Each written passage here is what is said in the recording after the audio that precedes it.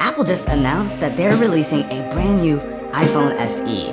Now, we've been hearing quite a few rumors about this for some time now, and it is finally here. Now, the iPhone SE is something that was really popular in the past. It was always that great option to get if someone didn't want to use a really big phone, since Apple's coming out with phones with much larger displays these days. And if you're someone who just couldn't get over the way phones used to be in the past, where they had a smaller display, it was something that was very comfortable in the hand, then you had this as an option. Now, these were always a lot cheaper, but came out with pretty recent specs, and this is no different. While this iPhone SE has the body of an iPhone 8, it pretty much has the internals of an iPhone 11 or 11 Pro, which does mean we're getting the A13 Bionic processor in here, so there isn't going to be much that this phone can't do that the new ones can. Besides taking pictures and that kind of thing, the cameras here are a bit different. So instead of a dual camera lens system or a triple camera lens system, we're rocking one 12 megapixel shooter in the back, and they're pretty much treating this the same way they treated the iPhone XR. And with the iPhone XR, you only had that single camera lens in the back, but you were still able to do things like take portrait mode photos.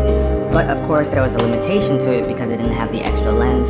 So portrait mode photos will only work on humans, so only human faces. That's the only way you'll get it to work. So if you wanted to take a picture of your dog, or maybe some kind of anything like a flower, whatever it may be, you won't really be able to pull that off. And I feel like for most people that's not going to be a really big deal because most of the time people are taking pictures of themselves or each other. But you'll still be able to take advantage of like some of those portrait mode effects with the studio lighting and the black and white. You'll be able to still do all that. You just won't get the ability to do other objects. Now, something else that you'll be able to still do with the camera is, take that 4K video. And this makes sense. You still got that A13 Bionic processor inside, so we're not going to see features like that go away. So if you want that nice 4K video, you're still going to have the ability to do that with this camera. Now, real quick, let's jump back to the fact that this is in the body of an iPhone 8. So in the iPhone 8, we had a few different things. This was a 4.7-inch display, so that means, you got that smaller screen, but like I said, it was much easier to hold in the hand.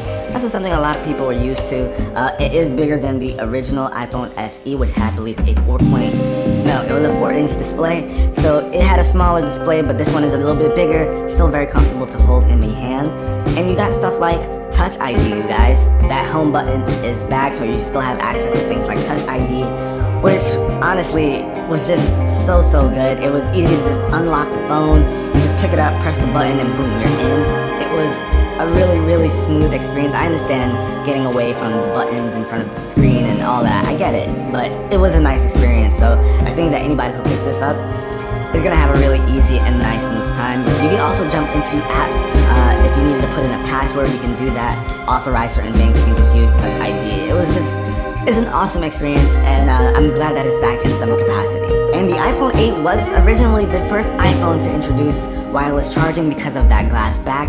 And thankfully, even though this is one of those, cheaper models, you still have access to features like that. So you can still wirelessly charge with this device. Now, Apple did change up the design of the back just a little bit to match the new iPhone 11s. The Apple logo is now right in the center, and there are no other words. So it's just a clean back with the Apple logo in the middle. And speaking of the looks, Apple has come out with 3 different colors for this SE. You just got black, white, and of course, product red. So you have those 3 options in terms of the colors. So you can, kind of go with whatever you want, but obviously black is the way to go. Now, if you decided you want to pick one of these up, how much would it cost you, right? So Apple is offering a 64 gig version, a 128 gig, as well as a 256. They're all starting at $399, and I believe the upper tiers are $449.99 and $549.99. But guys, this is a 2020 iPhone, even though it has a much smaller display, smaller body, all that stuff. But as a 2020 iPhone, it has the same power as the iPhone 11 in terms of the processor, and it starts at $400. That is going to be a very enticing offer for a lot of people out there. Like, I'm already thinking about this for my parents. This is going to be great for them. Well, my mom anyway. I think it's going to be great for her because she'll be able to have a solid phone for years now, because she actually is still on the original iPhone SE. So I'd be able to upgrade her and it not break the bank. Mother's Day is right around the corner. It kind of just makes sense that we can upgrade her without having to pay like $1,000 and be pretty confident that that phone is not going to crap out on her within a couple of years.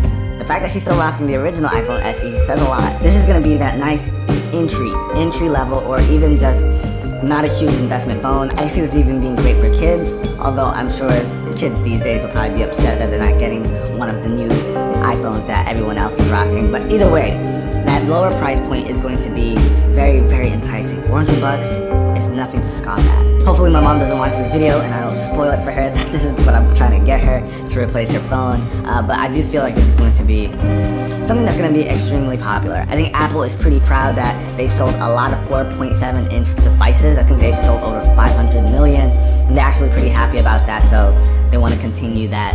It just makes sense, honestly. You wouldn't put the iPhone SE in the body of an iPhone 10 or something. If you want something that has a similar design to the, bigger displays, you just go with like an iPhone 11 or 10R or something. And this phone even gives you access to fast charging.